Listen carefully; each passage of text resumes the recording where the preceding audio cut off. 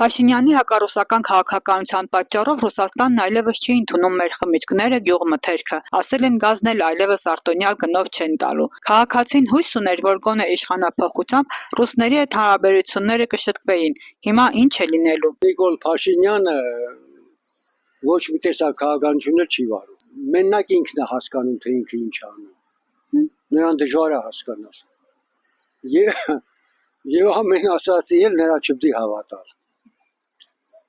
Նա այն մարդն է, որ ընդունակ ամեն ձևի խոսալ, մենք տեսնում ենք, էլի լսում ենք։ Մի օր մի բան ասում, հաջորդ օրը հակառակը։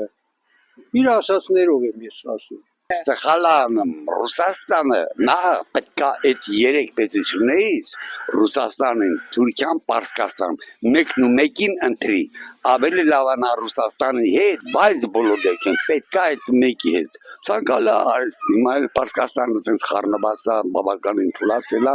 բայց Ռուսաստանի հետ կապել երբեք չի կարելի, որովհետև այնտեղ 2 միլիոնից ավել հայ կա,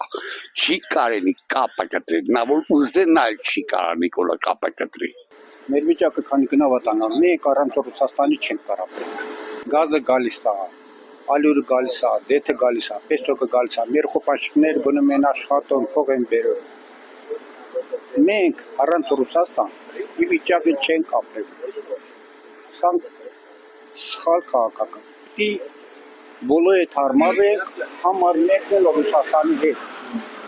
Եվրոպան չի կարա սրտանցուզի մեզ օգնի, չի կարա, սահման չունենք, սահման, եթե սահմանալ է ուրիշ մեր եղատուն ծախենք, ինչ ունենք, ջուր ունենք, կանյակ ունենք, գինի ունենք, Եվրոպան, ոնց տանենք Եվրոպա, самолетով էլ մեր վրեն վաբշե չտանանից, իսկ նետ խուրերով տանում ենք էժան, ու եթե դաժե անվորակել ալամաստ են հալատներ, անց ենք ասում, բայց Եվրոպան շատ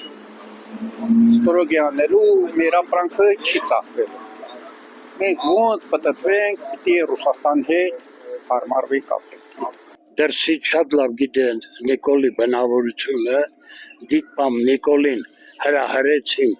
Ռուսաստանի դեմ, թեքեցին դեպի Եվրոպա, որ ռուսը մեզ հետ բանալի, կոնտեր ընգնի